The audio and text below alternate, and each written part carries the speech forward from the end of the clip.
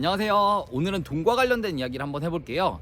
아무래도 제가 금융권 종사자다 보니 취업한 이후 주변 지인들로부터 재테크 관련 질문을 굉장히 많이 받는데요. 물론 아직 저도 입사 3년차밖에 안 된 28살 사회 초년생이기 때문에 유튜브 찐부자 형님들처럼 10억 버는 방법, 100억 버는 방법은 알려드릴 수 없어요. 그만한 돈도 없고 저도 모르거든요. 근데 통장에 딱 3천만 원만 있으면 정확히 1년 동안 아무것도 안 해도 21만 원 더 버는 방법은 알려드릴 수 있어요.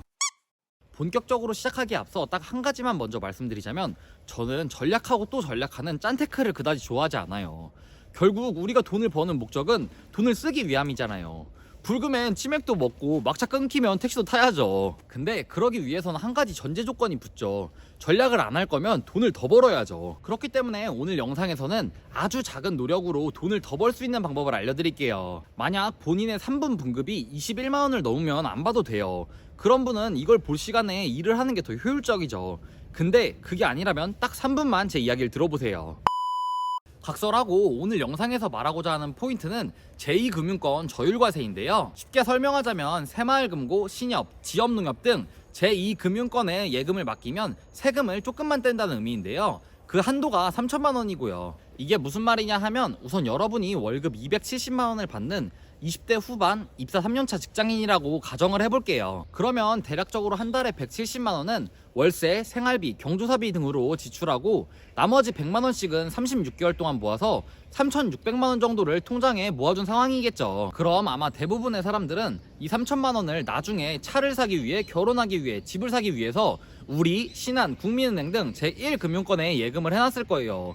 그것도 고작 3-4% 남짓한 이율로요. 물론 그 3-4%도 은행원이 이렇게 하면 이자 더 준다는 이야기에 월급 통장, 자동이체, 마케팅 수신동의 등의 우대금리를 적용했을 거고요. 근데 오늘 영상에서는 그냥 편의상 5%의 이자를 받는다고 가정을 해볼게요. 왜냐면 제가 저율과세에 대해 설명한 뒤에 이율 5%가 훨씬 넘는 예금 특판 찾는 방법도 알려드릴 거니까요. 어쨌든 그럼 여러분은 3천만 원을 은행에 맡길 때 3천만 원의 5%인 150만 원을 이자로 받을 거라고 예상했겠지만, 실제로 예금이 만기가 되면 은행은 150만 원의 세금 15.4%를 제외한 126만 9천 원을 이자로 지급하죠. 근데 여기서 제가 말씀드린 저율과세를 적용하게 되면 세금 14%를 깎아줘요. 즉 이전에 1금융권에 예금을 맡겼을 때는 이자 150만 원에 15.4%인 23만 1천 원을 세금으로 내야 했다면, 2금융권 저율과세를 적용받으면 15.4%에서 14%를 뺀 1.4%, 즉 2만 1천 원만 세금으로 납부하면 된다는 말이죠. 그럼 23만 1천 원 빼기 2만 1천 원인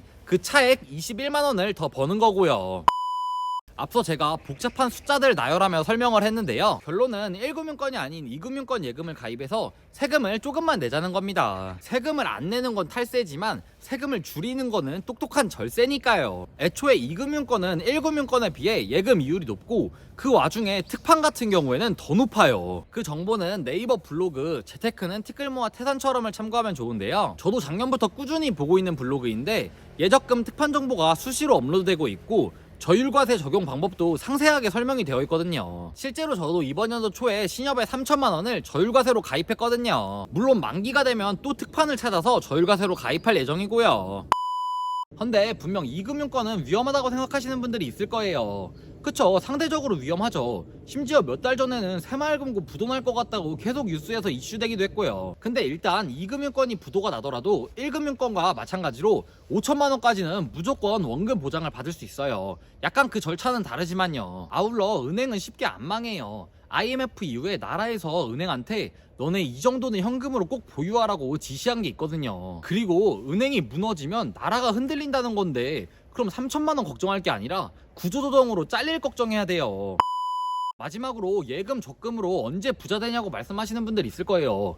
맞아요, 저도 공감해요. 제 주변에도 은행 예금으로 부자 된 사람 없고, 은행은 우리한테 돈을 벌어주는 곳이 아니니까요. 그렇지만 살면서 언제 생길지 모르는 이벤트에 대비해서 나라에서 공식적으로 세금을 깎아주는 3천만 원까지는 예금을 하는 게 어떨까요? 저 역시도 3천만 원 외에는 다른 투자를 하고 있고요. 어쨌든 오늘의 결론은 비록 엄청나게 큰 돈은 아니지만 이렇게 작은 노력으로도 돈을 더 벌 수 있는 방법이 있다는 점을 알려드리고 싶었고요. 오늘 콘텐츠 반응이 좋으면 조만간 5천만 원, 1억 콘텐츠도 만들어 올게요. 그럼 안녕.